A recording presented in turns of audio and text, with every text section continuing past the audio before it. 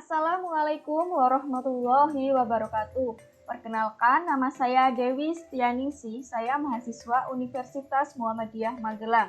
Di sini saya akan memberikan tutorial mengenai menguji validitas dan uji reliabilitas pada SPSS.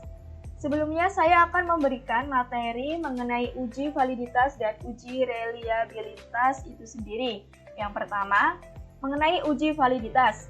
Uji validitas adalah ketepatan atau kecermatan suatu instrumen dalam pengukuran. Dalam pengujian instrumen pengumpulan data, validitas dibedakan menjadi dua, yaitu validitas faktor dan validitas item. Uji validitas berguna untuk mengetahui kevalidan atau kesesuaian kuesioner yang digunakan oleh si peneliti dalam mengukur dan memperoleh data penelitian dari responden.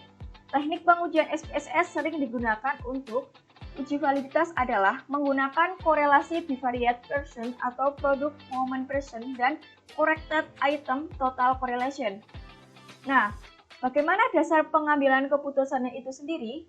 Dasar pengambilan keputusannya uji validitas adalah yang pertama, bandingkan nilai R hitung dengan R tabel.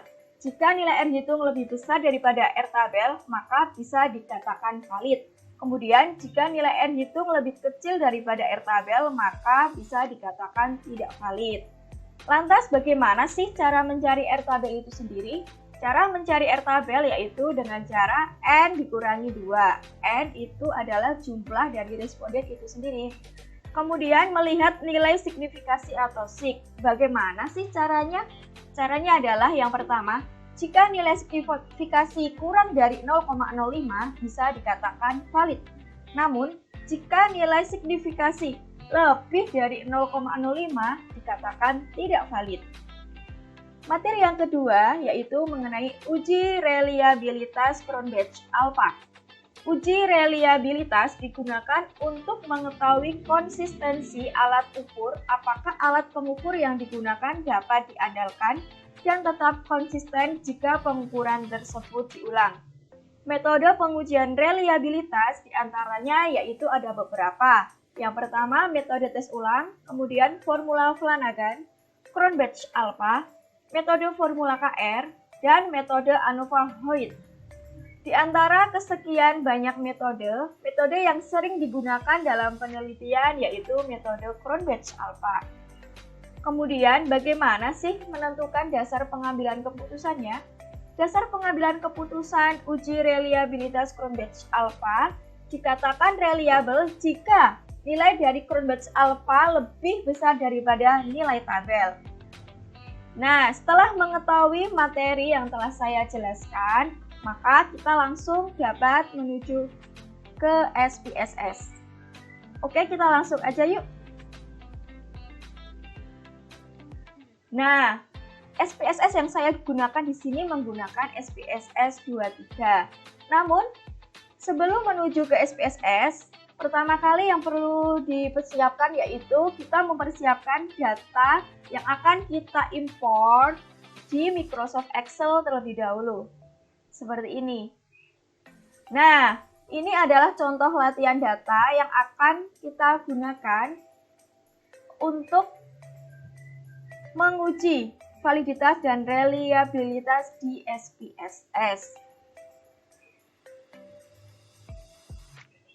Nah, bagaimana sih cara mengimport data itu? Nah, pertama kali kita klik file. Kemudian kita pilih open. Kita pilih data. Nah, akan muncul seperti ini. Kemudian pada files of people, kita pilih data sesuai dengan data yang akan kita gunakan. Di sini saya menggunakan data Excel, berarti saya di sini memilih Excel. Nah, seperti ini. Kemudian kita memilih file mana yang akan kita gunakan. Di sini saya menggunakan file tugas validitas dan reliabilitas. Kemudian kita klik.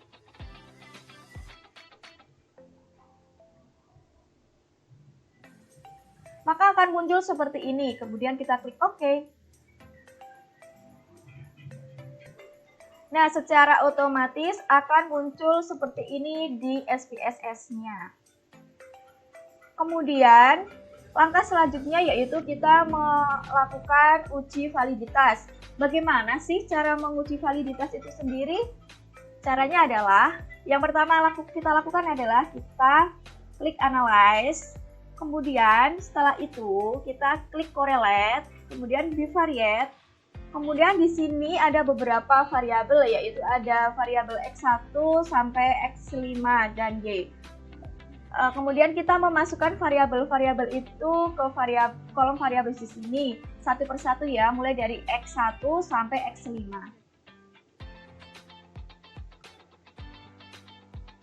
Seperti ini. Kemudian pastikan correlation koefisiennya kita pilih percent. Test of significant kita pilih too late, too child, dan kemudian kita contreng di flag significant correlation. Kemudian setelah itu baru kita klik OK.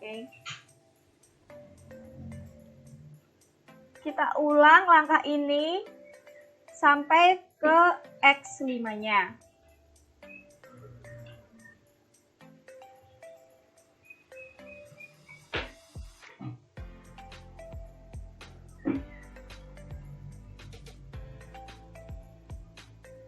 Seperti ini.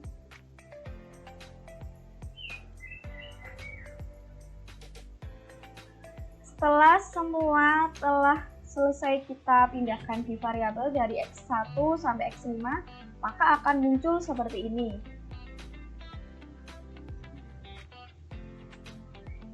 Di sini dijelaskan bahwa X1 itu ada 4 indikator, yaitu X1.1 sampai X1.4.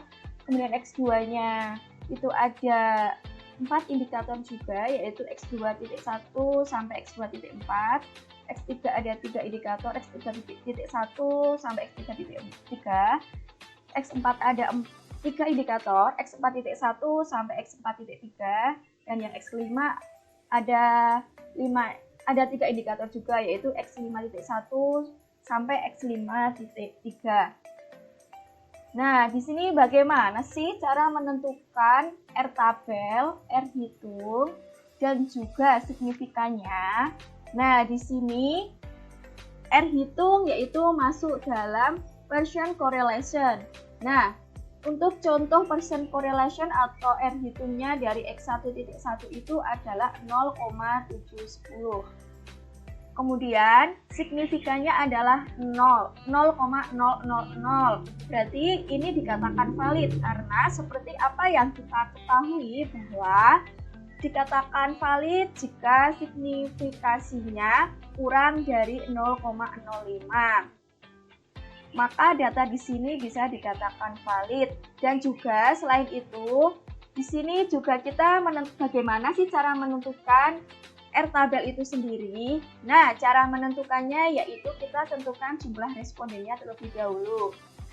Seperti yang kita ketahui bahwa jumlah responden di sini adalah berjumlah 100 responden. Nah, untuk mengetahui R tabelnya itu sendiri digunakan rumus N-1, maka N-2, maka 100 dikurangi 2 sama dengan 98. Maka kita mencari nih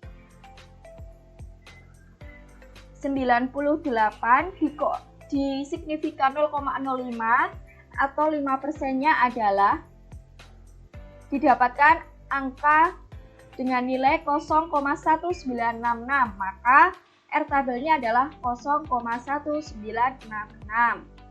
Maka di sini dikatakan valid karena R hitungnya itu lebih besar daripada R tabel. Seperti yang kita ketahui, jika nilai R hitung lebih besar daripada R tabel, maka dikatakan valid. Di sini contoh X1.1 R hitungnya adalah 0,710. Ini lebih besar daripada 0,1966 pada R tabelnya itu sendiri. Nah, setelah itu kita melakukan interpretasi. Kita masukkan dari X1.1 sampai dengan X5.3, kecuali totalnya. Nah, seperti ini saya sudah menginterpretasikannya.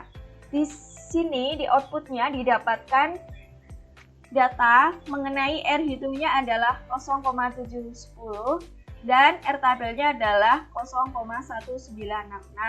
Maka bisa dikatakan valid dan seterusnya. Kemudian langkah selanjutnya yaitu kita kembali lagi ke SPSS. Kemudian kita melakukan uji reliabilitas. Nah, bagaimana sih cara melakukan uji reliabilitas itu sendiri? Langkah pertama yaitu kita klik Analyze, kemudian kita pilih Scale, dan kita pilih Reliability Analysis. Kemudian kita memindahkan item yang valid. Jadi yang kita pindahkan ke item ini adalah variabel-variabel yang memiliki hasil yang valid. Yang kita pindah kecuali totalnya ya. Seperti ini.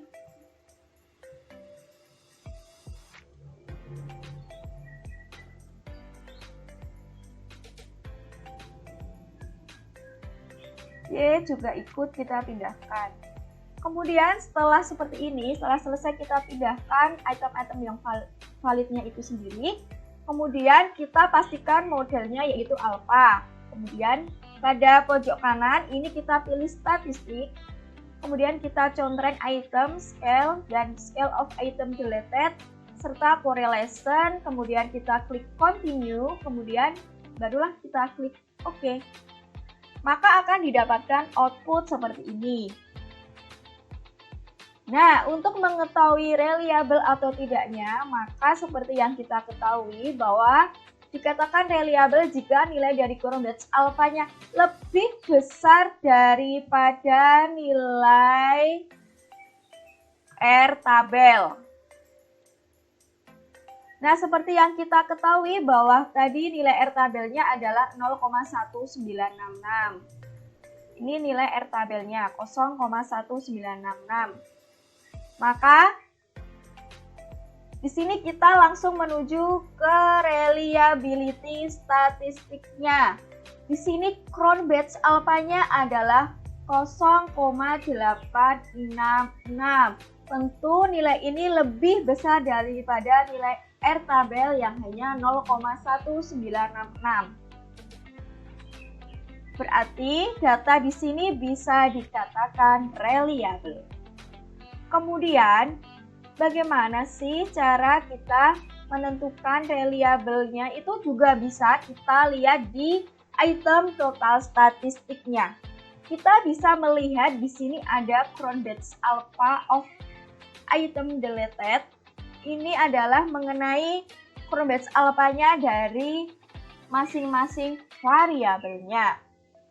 Seperti yang kita lihat di sini Cronbach's alpha-nya dari masing-masing variabel ini lebih besar daripada nilai R tabelnya. Maka bisa dikatakan ujian ini adalah reliable. Jadi bisa disimpulkan bahwa data yang kita uji ini adalah valid dan bersifat reliable. Sekian tutorial dari saya, kurang lebihnya saya pribadi mohon maaf. Wabillahi taufiq wal hidayah.